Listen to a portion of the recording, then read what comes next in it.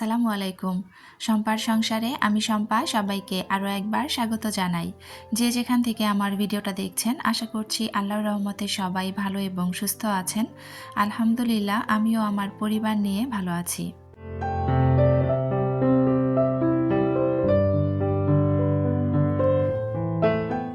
বাইরের দৃশ্যটা দেখে মনে হচ্ছে মাঘ মাসের কোনো শীতের সকালের দৃশ্য। এটা কিন্তু গত মঙ্গলবারের ভিডিও আপনাদের সাথে শেয়ার করছি। তো মঙ্গলবার সকালবেলা আমার খুব তাড়াতাড়ি ঘুমটা ভেঙে গিয়েছিল। 7:30টার সময় আমি উঠে পড়েছিলাম। তো উঠে বাইরে যেয়ে তাকাতেই দেখলাম যে এরকম কুয়াশা পড়ে আছে। তো ওটার একটু ভিডিও করে রেখেছিলাম। কুয়াশাটা দেখে বেশ ভালো লাগছিল।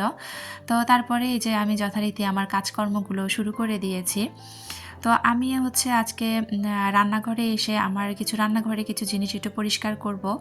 আমার এই যে তেলের যে জারগুলো আছে তো এগুলো একটু তেল যেহেতু শেষ হয়ে গিয়েছে তো ভাবলাম যে তাহলে একবারে পরিষ্কার করে তারপরে আবার নতুনভাবে রিফিল করব আর কি। তো আমি যেকোনো তেলের জার বলেন আর যেকোনো মসলার জার বলেন যেটা ফাঁকা হয় সাথে সাথেই কিন্তু সেটা আমি ধুয়ে রাখি। ধুয়ে রেখে তারপরে রিফিল করে নেই।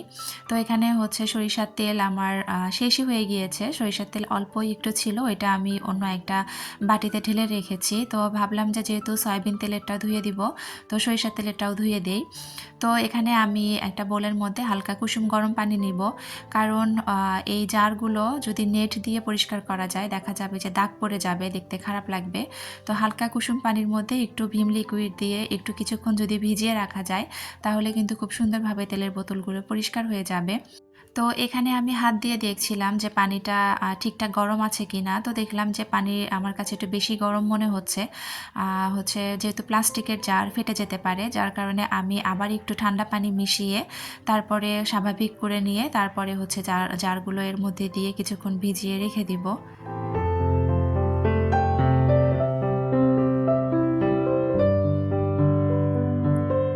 কয়েকদিন ধরে আসলে মন মানসিকতা কোনো কিছুতেই ভালো নেই। কোনো কিছুতেই কেন যেন স্বস্তি পাচ্ছি না। আমার ছেলের একটা দুর্ঘটনা ঘটে যাওয়ার পর থেকে তো ওটা নিয়ে একটা টেনশন কাজ করে। ওকে সবসময় চোখে, চোখে রাখি। কোথায় যায় না যায়। এমনিতেও আগে থেকে চোখে, চোখে রাখতাম। কিন্তু এই ঘটনার পর থেকে আরও আমার একটু বেশি ভয় হয়ে গিয়েছে। তো ওকে একদমই আমি চোখের আড়াল করছি না। যেকোনো কাজ করতে গেলে কিন্তু আমি ওকে সাথে করে নিয়েই কাজ করছি। তো যাই হোক, ওখানে তেলের জারটা আমি একটু ভিজিয়ে রেখে এদিকে আমার হাসব্যান্ড সকালবেলা একটু সবজি বাজার করে এনেছে। তো মটরশুঁটিটা আমি এর আগে একটু ফ্রোজেন করেছিলাম, তো ওইগুলো না আবার একটু খাওয়া শেষ হয়ে গিয়েছে। তো আমার হাসব্যান্ডকে বলেছিলাম যে মটরশুঁটি পেলে যেন আবার নিয়ে আসে। তো সে আবার হচ্ছে এখানে একটু মটরশুঁটি পেয়েছে হুট করে। তো আবার এখানে নিয়ে এসেছে, তো এগুলো আমি একটু ফ্রোজেন করে রাখবো। আর আমার আলু পেঁয়াজ সব কিছু শেষ হয়ে গিয়েছিল, তো আলু পেঁয়াজ আমি র্যাকের মধ্যে রিফিল করে নিয়েছি। আর এখানে টমেটোগুলো আমার হাসব্যান্ডকে আনতে বলেছিলাম যে এবার একটু সস বানাবো আমি। তো দেশি টমেটো আনতে বলেছিলাম, কিন্তু দেশি যে ছোট টমেটোগুলো থাকে ওইগুলো নাকি পাইনি। তো এই টমেটোগুলোই এনেছে, তবে এগুলো একটু কাঁচা কাঁচা, যার কারণে এটা আমি ফ্রিজে রাখলাম না, বাইরে রেখে দিলাম। যে যখন একটু নরম হবে বা একটু লাল হবে তারপরে হচ্ছে আমি সসটা বানিয়ে নিব। আর তাছাড়াও আমি একটু টমেটো পিউরি বানিয়েও একটু ফ্রোজেন করব আর কি, এই জন্য টমেটোর দরকারও ছিল। তো এখানে কিছু কাঁচামরিচও এনেছে, তো আমি সব কিছু এই পাশে গুছিয়ে রেখেছি। সবজিগুলো গুছিয়ে রেখে এখন আমি জারগুলো ধুয়ে নিব। তো ওই যে বলছিলাম কয়েকদিন ধরে আসলে কোনো কিছুতেই স্বস্তি হচ্ছে না, মনের মধ্যে কোনো কিছুই ভালো লাগে না। আমাদের দেশের নিউজ বলেন আর বহির্বিশ্বের যে অবস্থা বলেন সব কিছু মিলিয়ে মানে কোনো কিছুতেই ভালো লাগছে না। যে নিউজগুলো আসলে আমি সত্যি কথা বলতে দেখতে চাই না সেগুলোই কেন জানি বারবার আমার চোখের সামনে আসে। তো এই জিনিসগুলো দেখলে হয় কি, মাথার মধ্যে সবসময় জিনিসগুলোই আমার ঘুরপাক খেতে থাকে। আমার একেবারে ঘুম হয় না। আমার বলতে পারেন আমি একটু মানসিকভাবে অসুস্থই হয়ে পড়ি।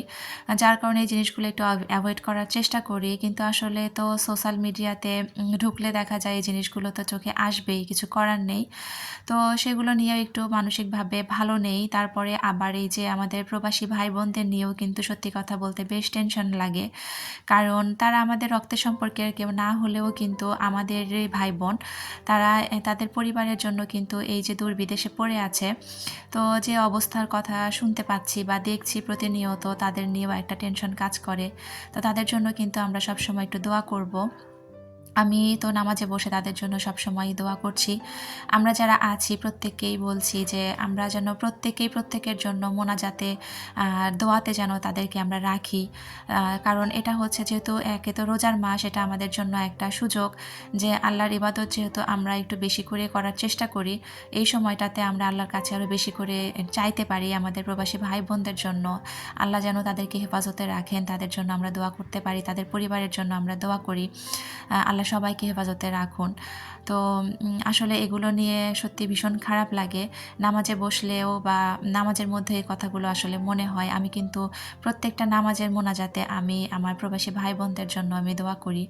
তো আপনারাও সবাই দোয়া করবেন। তো যাই হোক, এখানে আমি আপনাদের সাথে কথা বলতে বলতে ওইদিকে র্যাকে কিছু থালা বাসন ছিল, যে ছোট ছোট যে হাঁড়িগুলো ছিল ওইগুলো গতকালকে ওই যে আইসক্রিম খাওয়া হয়েছিল, তো ওইগুলো সব ধুয়ে রেখেছিলাম, তো ওইগুলো সব ঠিক জায়গায় রেখে দিলাম। তো আসলে সত্যি কথা বলতে কি, আজকে আমার ভয়েসটা দেওয়ার একদমই মন মানসিকতা হচ্ছে না, কেন জানি আমি কি বলবো আমি নিজেও বুঝতে পারছি না।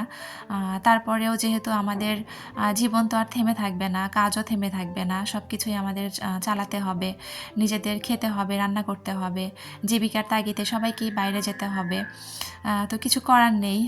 যাই হোক, তো এখানে আমি হচ্ছে মরিচগুলো বেছে নিচ্ছিলাম, যেহেতু আমি সকালবেলার দিকে সব কাজগুলো গুছিয়ে রাখি, তো মরিচের বোটাগুলো ছাড়িয়ে রেখে তারপরে ফ্রিজে রেখে দিলে কিন্তু ভালো হয়, মানে পচে না আর কি। আমি কিন্তু সবসময় এভাবেই মরিচ রেখে দেই। তো যারা আপনারা আমার ভিডিও দেখা শুরু করেছেন, প্রত্যেকের কাছে রিকোয়েস্ট, প্লিজ একটা লাইক দিয়ে পুরো ভিডিওটা কন্টিনিউ করবেন, কারণ আপনার একটা মূল্যবান লাইক আমার ভিডিওটা আরও অনেকের কাছে পৌঁছে দিতে সাহায্য করবে। যারা নতুন আমার চ্যানেলটা ভিজিট করছেন, আমার ভিডিওর কোনো অংশ, আমার কথা বা কাজের কোনো অংশ যদি আপনাদের কাছে একটু ভালো লেগে থাকে, আর আপনারা যদি এরকম লাইফস্টাইল ব্লগ দেখতে পছন্দ করে থাকেন, তাহলে আপনারা আমার চ্যানেলটি সাবস্ক্রাইব করে পাশে থাকা বেল অপশনটি প্রেস করে অল বাটনে ক্লিক করে রেখে দিতে পারেন, যাতে করে আমি ভিডিও ছাড়ার সাথে সাথে নোটিফিকেশন আপনার কাছে চলে যায়, আর আপনি আপনার মূল্যবান সময় বের করে আমার ভিডিওটা দেখে নিতে পারেন। যারা অলরেডি কাজগুলো করে দিয়েছেন তাদেরকে অসংখ্য ধন্যবাদ। তো এদিকে আমি হচ্ছে তারপরে কিন্তু চলে এসেছি, এটা একদম গোসল নামাজের পরে। আমি এখানে রান্না-বান্না করার আগে ভাবলাম যে সব কিছু রিফিল করে নেই। যেই সময় আমি রান্নাটা শুরু করি তার একটু আগেই আমি আজকে রান্নাঘরে এসেছি, যেহেতু আমাকে রিফিলের কাজগুলো করতে হবে। তো এই যে এখানে আমি তেলটা ভরে নিয়েছি, আর এইদিকে রিফিলের কাজ শুরু করার আগেই কিন্তু আমি হচ্ছে গরুর মাংসটা বসিয়ে দিয়েছি প্রেসার কুকারে। আজকে হচ্ছে গরুর মাংস রান্না করব। আজকে রান্নাবান্নাও আসলে তেমন কিছু নেই, হচ্ছে শুধু সেহরির জন্য একটু গরুর মাংস রান্না করে নেব। আর ইফতারে হচ্ছে আজকে আমরা দই চিড়া খাবো, যার জন্য খুব একটা ইফতারের আয়োজনও নেই। তো আস্তে ধীরে আমি হচ্ছে এই কাজগুলো করে নিচ্ছিলাম। তো যেহেতু রিফিলের কাজ করব, ভাবলাম যে মাংসটা বসিয়ে দিয়ে তারপরে হচ্ছে এটা করে নেই। তো এইদিকে সয়াবিন তেলটা ভরে নিয়ে, আর আপনাদেরকে বলেছিলাম যে সরিষার তেল শেষ হয়ে গিয়েছে, তো যেটুকু তেল ছিল ওইটাই আমি ঢেলে নিয়েছি। তো যাই হোক, ওইদিকে আমি হচ্ছে প্রেসার কুকারে মাংস বসিয়ে দিয়েছি, আর ওই পাশে আমি ডিম সিদ্ধ বসিয়ে দিয়েছি। আসলে সত্যি কথা বলতে আমার ওই পাতিলের মধ্যে ডিম সিদ্ধ দিয়েছি কিনা, আমি কি দিয়েছিলাম আমি এখনও মনে করতে পারছি না, যেহেতু ভিডিওটা আরও 2 দিন আগের।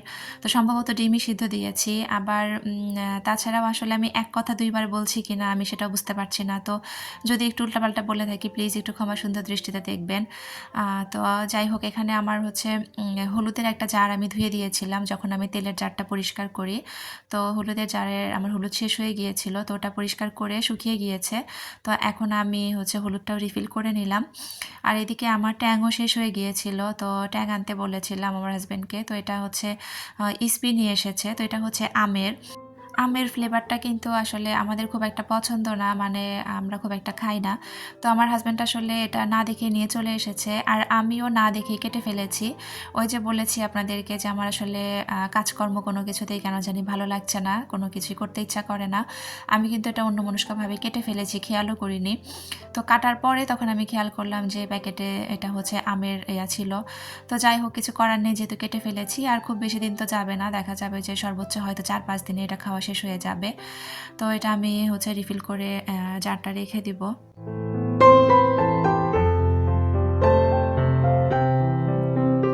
তো তো এইদিকে আমি অফ ক্যামেরাতে মাংসটা ফোড়নও দিয়ে দিয়েছি, সেটা আপনাদের সাথে শেয়ার করিনি, যেহেতু রান্নাবান্না আজকে আর ওইভাবে কিছুই শেয়ার করব না। তো এখানে আমি মাংসের মধ্যে কয়েক পিস আলু দিয়ে দিয়েছি। তো আলুটা না দিলে আসলে খেতে ভালো লাগে না। আর আমি কিন্তু মাংসটা একেবারে অল্প পরিমাণে নিয়েছি, কারণ এত বেশি করে রান্না করলে দেখা যায় যে থেকে যায়। আমার ফ্রিজে অলরেডি এখনও একটু একটু করে বেশ কয়েকটা তরকারি জমে গিয়েছে। সেহরির সময় দেখা যায় বাসি তরকারি খেতেও ভালো লাগে না, কেউ খেতেও চায় না। তো আবার তরকারিগুলো নষ্ট হবে সেটারও মায়া আছে। তো যার জন্য অল্প অল্প করে রান্না করি, আর তার সাথে ওই একটা করে বাসি তরকারি একটু গরম করে দিলে দেখা যায় যে উঠে যাবে। তো ওইভাবেই আর কি খাওয়া দাওয়া করছি। আর এইদিকে আমি রাইস কুকারে আগে থেকে পানি বসিয়ে রেখেছিলাম, কয়েকটা মোমো স্টিম করে নিব এখানে। তো আমি কিন্তু সবসময় রাইস কুকারে মোমোটা বানাই, এটা কিন্তু বেশ ভালো হয়। তো মোমোগুলো এখন আমি দিয়ে দিব।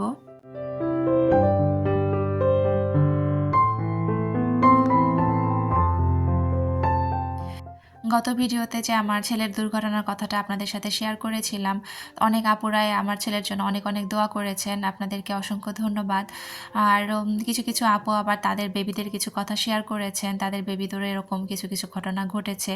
তো আসলে কমেন্টগুলো পড়ে খারাপ লাগলো। একটা জিনিস চিন্তা করলাম যে আমরা মায়েরা তো আসলে সব দিকেই আমাদেরকে সামলাতে হয়, দেখা যায় সংসারের কাজ, রান্নাবান্না থেকে শুরু করে আবার বাচ্চাদেরকে চোখে চোখে রাখা।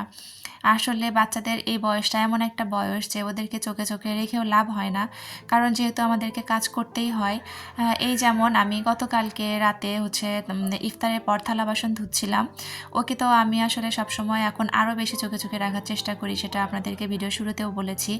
তো তারপরেও আমি যে থালা বাসন ধুচ্ছিলাম এর মাঝখানেই সে তা হচ্ছে আমার ডাইনিং টেবিলের উপরে ডালিম ছিল, ছেলা ছিল আর কি একটা পিরিচের মধ্যে।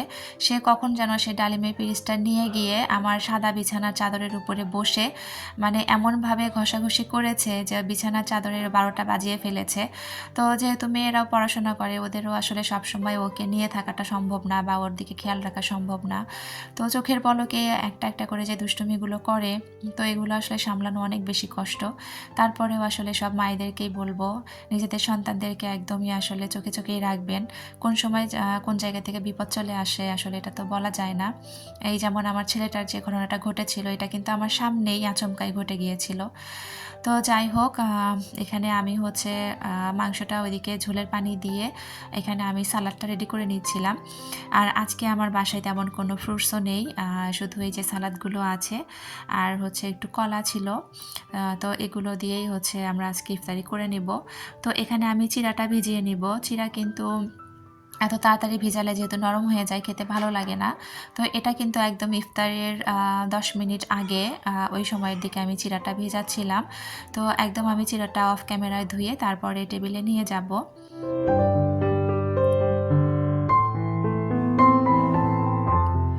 তো টেবিলে সব আমি ইফতার রেডি করে নিয়েছি, আর আমার হাজব্যান্ড হচ্ছে দই নিয়ে চলে এসেছে।